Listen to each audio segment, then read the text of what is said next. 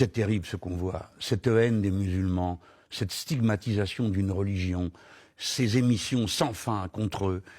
Voyez-vous, j'ai l'avantage d'avoir vécu une très grande partie de ma vie parmi des musulmans. Alors, ça s'est trouvé comme ça, j'en ai pas fait le choix, ça s'est trouvé comme ça. Aussi bien lorsque j'étais garçonné au Maroc, que ensuite dans les villes dans lesquelles j'ai vécu, et aujourd'hui encore le quartier dans lequel j'habite à Paris, ou le quartier dans lequel j'habite à Marseille assez fréquemment. À Besançon, il y avait beaucoup de oui, parce que vous savez, on nous parquait tous au même endroit.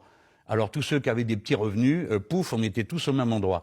Donc j'étais dans la cité planoise à Besançon, et là on y mettait les immigrés, les pauvres étudiants et les pauvres travailleurs. Donc on mettait tous les pauvres ensemble, et il y en avait une grande quantité parmi les immigrés. J'ai toujours vécu, donc je n'ai jamais ressenti le danger que certains croient ressentir en voyant des musulmans. Certains, c'est qui pour vous? Ceux qui y ont intérêt.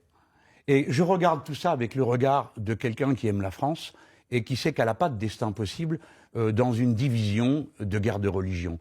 J'adjure ceux qui m'écoutent d'entendre le récit de leur histoire. Pendant 1000 ans, on a persécuté les Juifs. Le roi Saint-Louis leur a mis la rouelle. D'accord? On les a expulsés à 3 ou 4 reprises de France. Ensuite, le roi Louis XIV a persécuté les protestants en mettant des hommes de troupe dans les familles protestantes pour les convertir. À quoi tout cela a-t-il pu servir, sinon qu'à créer du malheur, de la division? Et comment sommes-nous sortis de tout ça?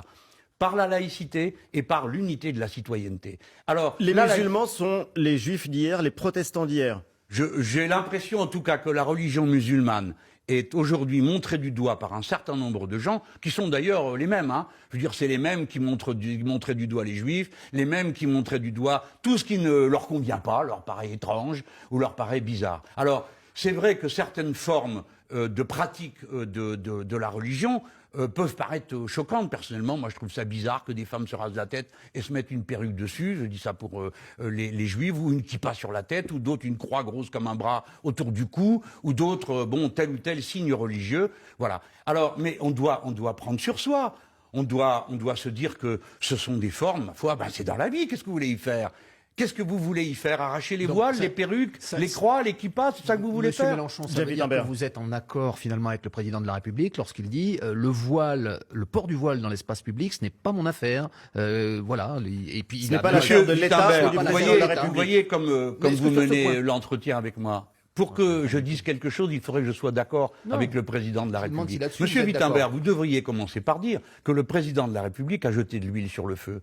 C'est lui qui a appelé à la société de vigilance. C'est lui qui a montré du doigt la culpabilité des musulmans dans l'affaire de la préfecture de police de Paris, alors que maintenant, on sait tous qu'il s'agit d'un détraqué, de quelqu'un qui était très mal dans sa tête et dans sa peau.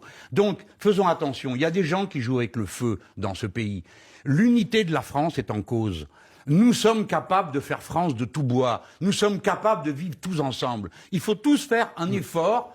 Mais cet effort ne peut pas consister par demander à des gens qu'on va montrer du doigt, retirez votre pantalon, enlevez votre foulard, retirez votre boucle d'oreille, enlevez votre kippa. Non, je ne suis pas d'accord avec ça. Sans défendre une seule seconde le président de la République, vous ne pouvez pas dire qu'il a attaqué les musulmans lors de la cérémonie à la préfecture de police. Je dis, écoutez, non, vous ne le défendez pas, vous êtes en train de l'accabler, je le vois bien. Non, pas et du votre, tout. votre réplique est pleine d'impertinence. Ce n'est pas le pour sujet le du débat du jour. Bon, ben écoutez, non, je n'accepte pas, je peux le dire quand même, évidemment. Je n'accepte pas que pour défendre une position, je sois obligé d'être d'accord avec celui-ci ou cela. Je dis au président de la République que par-dessus son appartenance de parti, par-dessus tout, il doit y avoir l'amour de la patrie. Et la patrie, elle peut être que républicaine, c'est-à-dire rassemblée, et on ne doit pas montrer du doigt les gens d'une religion. Les 99,9% des musulmans, comme 99,9% des juifs, demandent qu'on leur foute la paix, qu'ils puissent pratiquer leur religion dans le secret de leur cœur. Et moi, je leur dis une seule chose, aimez la France comme je l'aime moi-même,